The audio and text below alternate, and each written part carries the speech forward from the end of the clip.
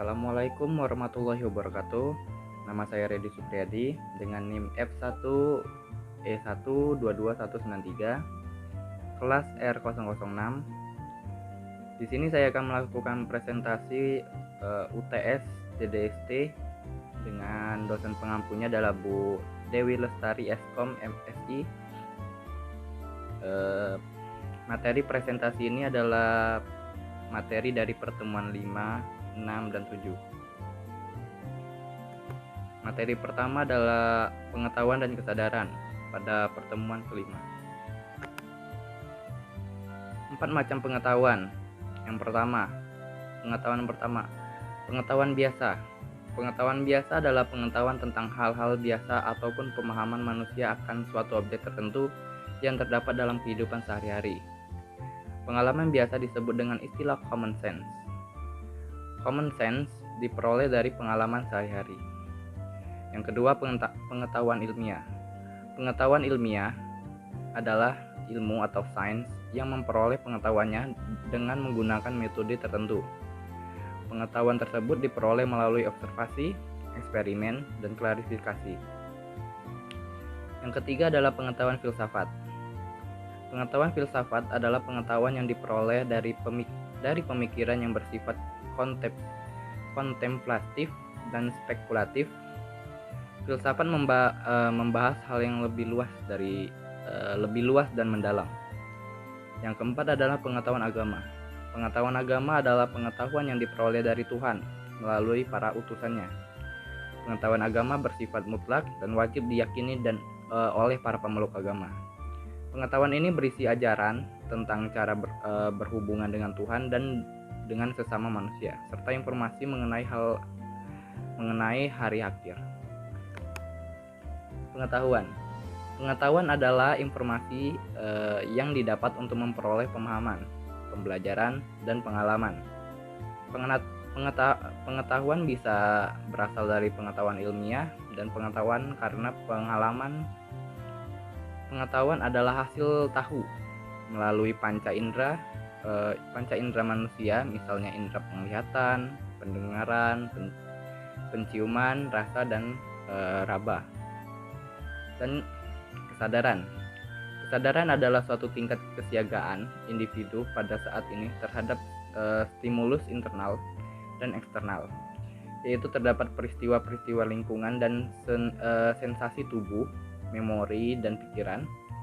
Dalam pengertian ini tentu saja adalah kemampuan individu mengadakan hubungan dengan lingkungan serta diri sendiri atau melalui panca indera lainnya, dan mengadakan pembatasan terhadap lingkungan serta diri sendiri atau melalui perhatian. Fungsi pengetahuan. Yang pertama, dapat digunakan dalam membuat keputusan sehingga seseorang dapat mengambil keputusan pergi atau tidak, bekerja atau tidak, melanjutkan pendidikan atau tidak. Yang kedua, dapat digunakan dalam mengarahkan atau mengendalikan tindakan, merencanakan, memulai dan mengarahkan tindakan. Misalnya dalam keadaan sadar seseorang dapat melakukan kegiatan seperti membereskan ruangan, memberi obat, dan sebagainya. Yang ketiga, memantau perilaku, penyesuaian perilaku. Dalam keadaan sadar, seseorang dapat menyiapkan diri bila menghadapi masalah dan mencari jalan keluar terhadap suatu masalah atau penyesuaian diri bila lingkungan terasa asing. Yang selanjutnya adalah pengertian ilmu pengetahuan menurut para ahli. Menurut para ahli yang pertama adalah Muhatta. Ilmu pengetahuan adalah pengetahuan atau studi yang teratur tentang pekerjaan hukum umum, sebab akibat dalam suatu kelompok. Masalah sifatnya sama baik dilihat dari kedudukannya maupun hubungannya. Menurut para ahli yang kedua adalah Carl Gustav Jung. Dalam pandangannya, kesadaran terbagi menjadi dari 3 macam, yang mana satu dengan yang lain saling keterkaitan, yaitu kesadaran, ketidaksadaran kolektif, dan ketidaksadaran pribadi. Selanjutnya adalah pengertian kesadaran menurut para pakar.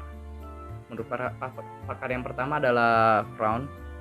Pengertian kesadaran adalah bagian kecil dari jalannya kehidupan psikis makhluk hidup, sehingga hubungan atau perbandingan antara kesadaran dan ketidaksadaran dalam kehidupan lebih banyak dilalui dengan ketidaksadaran. Yang pakar kedua adalah Dandang Ahmad S. Suatu proses pembentuk pengetahuan yang terus-menerus hingga dapat menjelaskan fenomena dan keberadaan alam itu sendiri. Selanjutnya, skeptis, subjektif, dan relatif. Skeptis.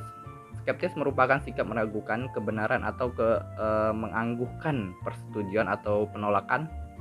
Sikap skeptis berasal dari skeptisisme, atau istilah skeptisisme berasal dari kata Yunani atau skeptomai, yang secara harfiah berarti saya berpikir dengan seksama atau saya lihat dengan teliti. Para skeptis pada awalnya adalah orang-orang yang mengamati segala sesuatu dengan cermat serta mengadakan penelitian terhadapnya. Selanjutnya adalah subjektif. Subjektif adalah sebuah pemikiran atau pernyataan yang berlandaskan pendapat atau perasaan orang yang mengungkapkannya. Dalam dunia ilmiah, sikap subjektif sangat dilarang karena akan mempengaruhi hasil penelitian ilmiah. Tapi, dalam kehidupan sehari-hari, sikap ini sering dimiliki dan dijadikan fondasi saat menyampaikan sebuah informasi. Sebagai contohnya, tentang kondisi kesehatan pasien yang dijenguk. Bisa disebutkan dia sudah membaik karena menurut pemberi informasi pasien sudah bisa berinteraksi dan tidak mengeluh sakitnya. Padahal itu bisa saja salah karena ternyata pasien tersebut kondisinya masih kritis. Relatif. Relatif adalah suatu yang membutuhkan pembanding atau acuan untuk dapat menentukan nilainya. Jadi relatif tidak dapat berdiri sendiri karena membutuhkan pembanding lain yang sesuai. Beda halnya dengan mutlak yang mana hasil sudah pasti dan tidak dapat diganggu gugat.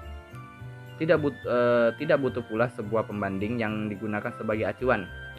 Gagasan dalam relatif adalah sebuah pandangan relatif terhadap perbandingan, pertimbangan, dan perspektif.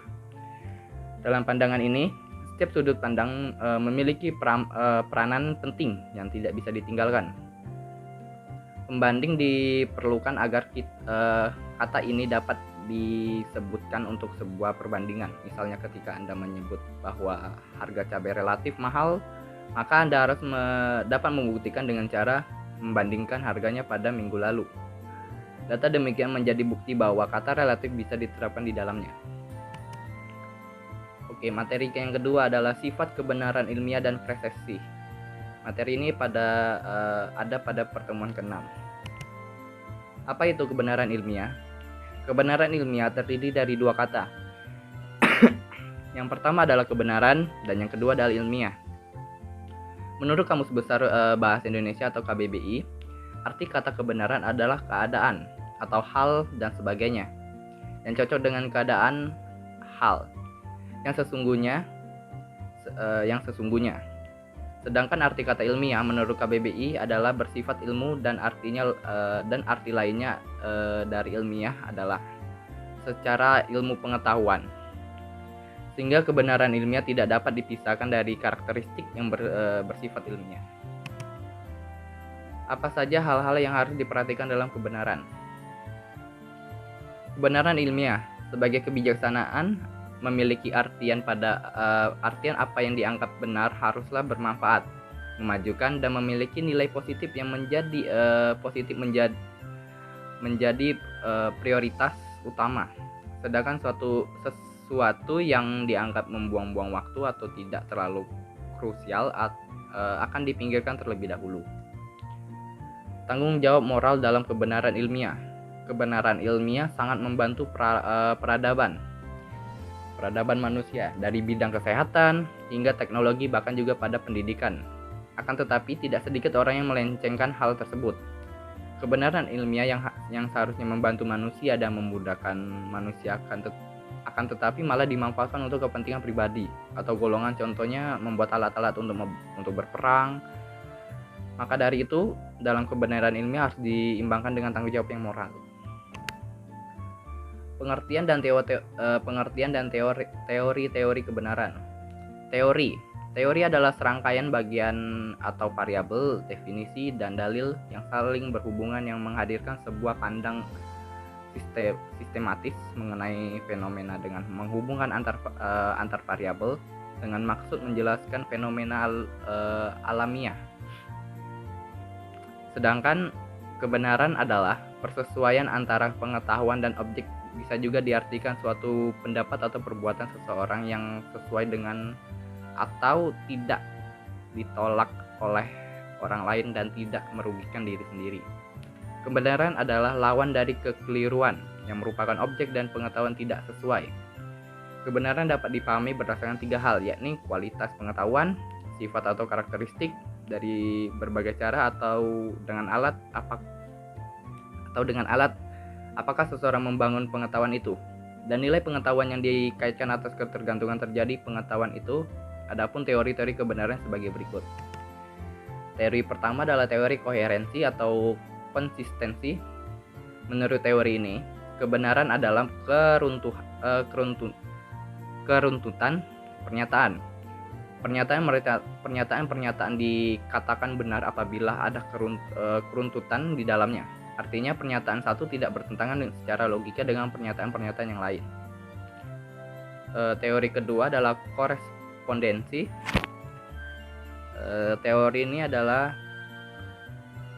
Menurut teori ini, kebenaran adalah kesesuaian antara pernyataan dengan kenyataan.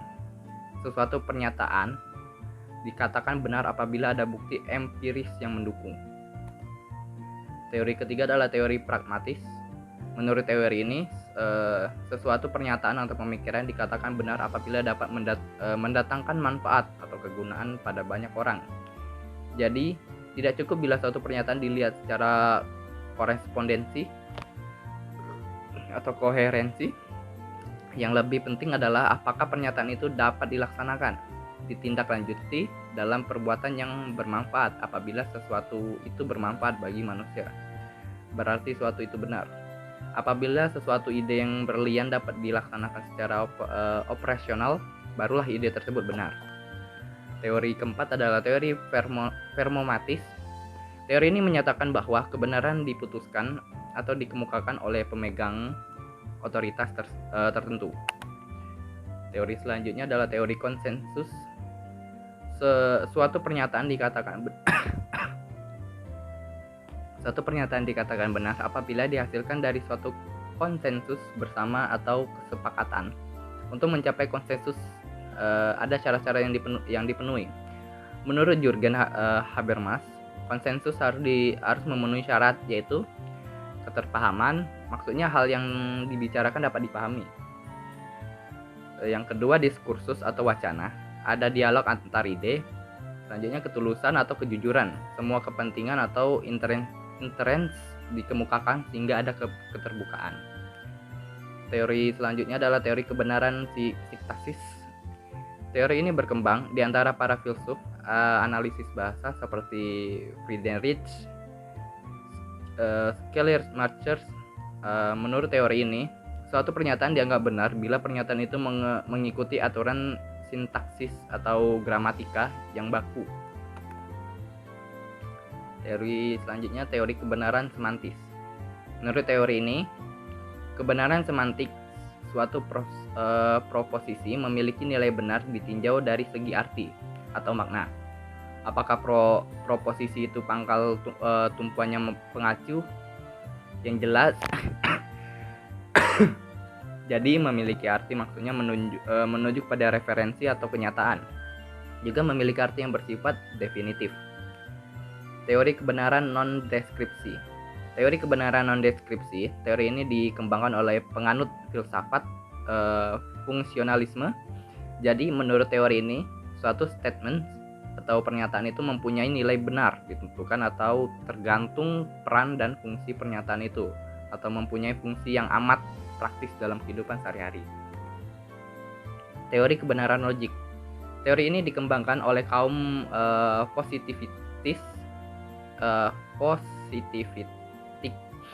Menurut teori ini, bahwa problema kebenaran hanya merupakan kekacauan bahasa saja, dan hal ini akibatnya merupakan suatu pemborosan. Karena pada dasarnya apa pernyataan yang hendak dibuktikan kebenarannya memiliki derajat logik yang sama yang masing-masing saling. Agama sebagai teori kebenaran. Manusia adalah makhluk pencari kebenaran.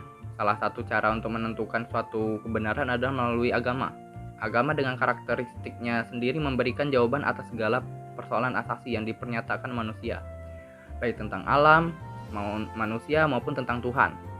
Dalam ketiga teori kebenaran sebelumnya, lebih mengedepankan akal, budi, rasio, dan reason manusia. Maka dalam teori ini lebih mengedepankan wahyu yang bersumber dari Tuhan.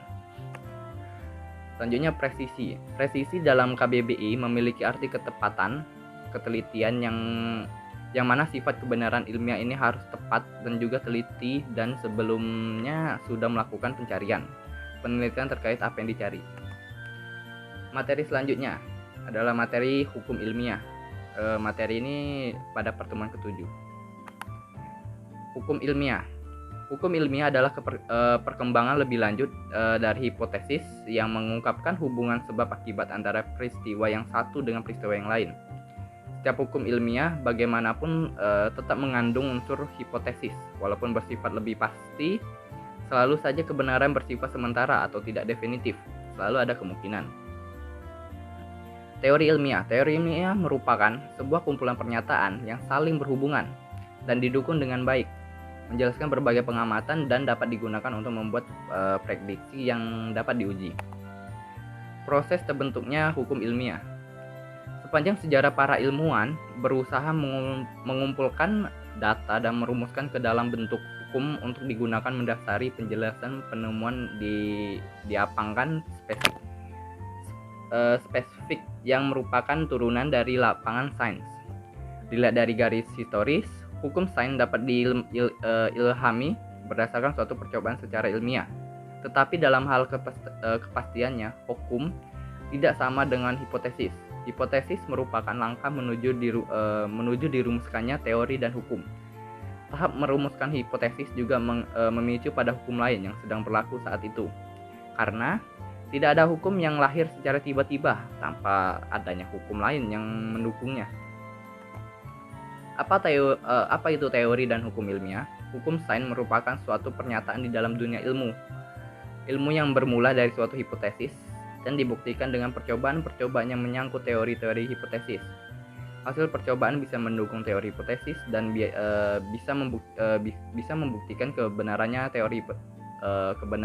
teori hipotesis tersebut. Ya. Sekian dari presentasi saya. Saya mohon maaf jika ada salah kata. Saya akhiri. Wassalamualaikum warahmatullahi wabarakatuh.